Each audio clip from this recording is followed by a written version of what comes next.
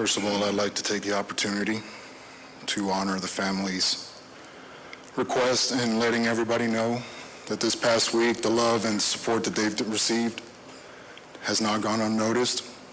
They really appreciate it, and they're very, very thankful. I know right now Jonah is somewhere up there getting a kick out of this and smiling because he knows that I do not like crowds at all, much less speaking in front of them. So thank you. By now and throughout this week, most of you have heard a lot about who Jonah was and what he stood for, who he was as a husband, father, and officer.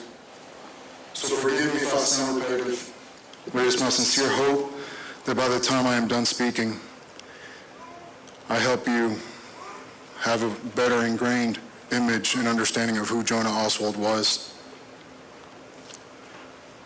Officer Jonah Oswald, husband, father, friend, police officer, leader.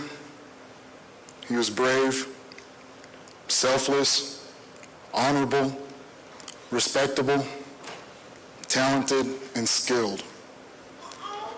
Those are a few words to describe who he was.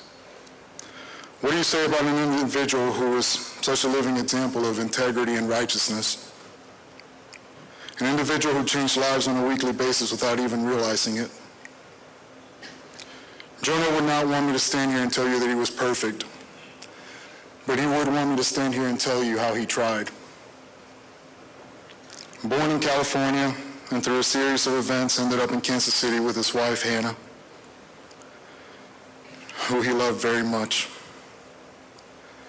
Jonah would take on the challenge of moving out here by picking up every job and any challenge that he could, knowing the goals that he had set for himself and for the family, and knowing what it took. He would tell Adam. That's what Jonah would do, always did. I always knew who he was working for. Yes, he loved being in uniform and he loved serving, but I always knew because he made it clear that he worked hard in order to provide for his family, which is how we initially bonded. His passion for the job, coupled with his love and devotion for his family, was honorable and commendable, and mirrored my views and values. Our combined love for the job became the center of what would turn out to be one of the greatest friendships I've ever experienced. Such a rare friendship that you just do not find these days in the world that we live in. Jonah was a devoted officer who truly embodied what going above and beyond meant.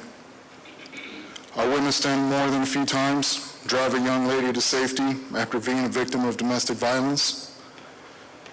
He did not mind, as long as it meant that that young lady was far from chaos, even if it was for the night. First to a call and always listening to his radio, eager to help and solve whatever problem might be presented. He was so quick to calls that I even had to apologize to a neighboring agency sergeant one time for showing up to the call first. On this occasion, a bar fight had broken out in a neighboring city. I had staged in the area nearby at a gas station because the agency hadn't requested for assistance yet. And I see headlights coming up from behind me, and there goes Jonah, speeding by. While I put my car in drive, and I followed him, and we were there first, on scene. That was Jonah. On another occasion, I responded to a neighboring agency's armed disturbance. The suspect had fled the apartment with a handgun. I arrived in the area and immediately witnessed a subject partially matching the description in a parking lot over. I put him at gunpoint, called out my location since I was alone, and I swear to this day I still hear Jonah's tires screeching as he was coming in behind me. I'm glad he stopped. He was coming in hot. I realized I had the wrong subject because out of my peripheral, I saw the actual subject running through the wood line. Well, I took off after him. Jonah hadn't seen him, though.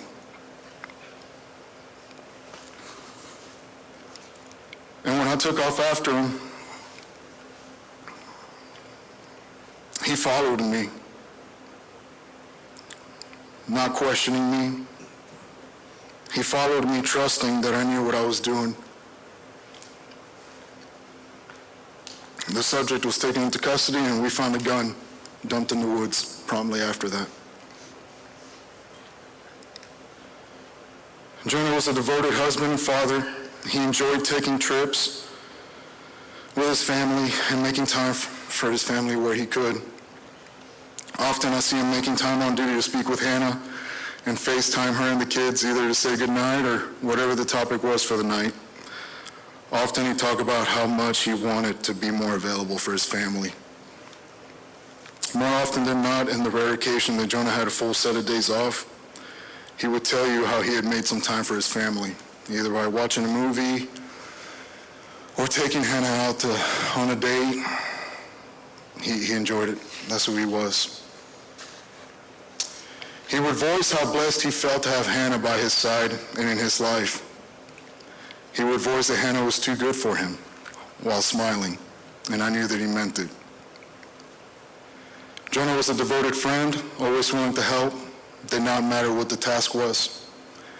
Even if the task involved moving me into my new apartment, Jonah did it with a smile on his face and didn't ask for anything in return. Instead, asking me what else he could do to help me get settled into my apartment. Jonah always knew your birthday, and yes, that would come with a gift. But not just any gift, it was always a meaningful and thoughtful gift. One year he gifted me a steel ice cube with the Texas flag sketched on it. Well, he knew that I loved whiskey, and he knew that I loved an ice cube in my whiskey. And he knew I loved the state of Texas. Jonah was such a devoted friend that at one point we even shared the same haircut. I have pictures to prove that. Jonah was not much of a drinker, but one night we decided to go out, just him and I, for a couple drinks. We initially arrived at an establishment, but quickly realized that we wanted to go elsewhere. But we also realized we hadn't had dinner yet, so we stopped at McDonald's. And at the time, McDonald's was selling the McRib. So Jonah and I got the McRib. I got a Dr. Pepper, fries, I think he had a Coke. We knew we didn't want to sit in the parking lot. We knew that we didn't want to go inside. So we found a parking lot nearby at a gas station. We left the music on, and we sat there and ate our McRib, fries, and Dr. Pepper and Coke. Little did I know at that point that would become one of his most favorite memories of us. He would always ask me, "Do you remember the time that we sat in a gas station parking lot and ate McDonald's?" How can you forget that? It was a great memory. It showed me how simple of a man he was. He just wanted to be around his friends and family, people that he cherished. That's what meant the world to him. And I'm honored to have been a part of that memory. Jonah enjoyed smoking cigars with me. Sorry, Hannah. Melting silver and reshaping it. Creating beautiful and practical knives, which he was planning on putting up for sale. Playing the piano, video games, you name it. No words can describe the amount of talent and skill Jonah possessed. If he put his mind to it, you could bet he was going to get it done and get it done correctly. That's who he was. Not long after I met Jonah, he embarked on a fitness journey. But I'm not just talking about lifting and running. I'm talking about calorie counting, bulking, and cutting cycles. He would look forward to his bulking cycles because it meant he could eat more calories and lift heavier weights. But when he was on his cutting cycles, you just wanted to leave the room. Jonah would literally torture himself by sniffing treats, cakes, cupcakes, and any other sweet that might be around the station throughout his 10-hour shift. By hour 9, you just wanted to hold him down and shoved the cupcakes down his throat.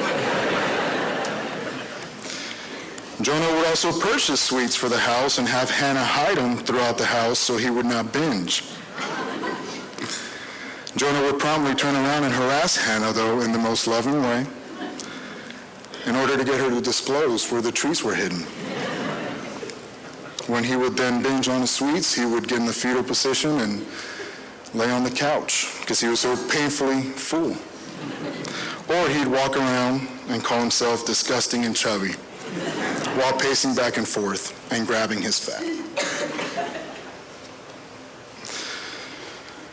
Both Jonah and I understood the risk this profession came with and what it calls for.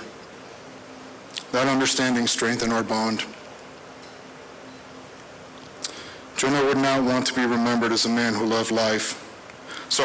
He would want to be remembered as a man who loved life and serving others. A man who gave without thinking twice about it. A man who loved his family beyond measure. Jonah was a fearless and selfless individual. He would not want us to be paralyzed or intimidated now. That's not what he would want, because evil is still out there. And he would want us to continue to fight. Jonah would have wished for us to, yes, cry, yes, be sad, sure, honor him, but come morning, strap our boots back on and get back in the fight. That's what he would want. Continue to protect and serve. So that is what I'm going to do in order to honor him. Jonah was a committed husband and provider, a loving and honorable father, an invaluable friend,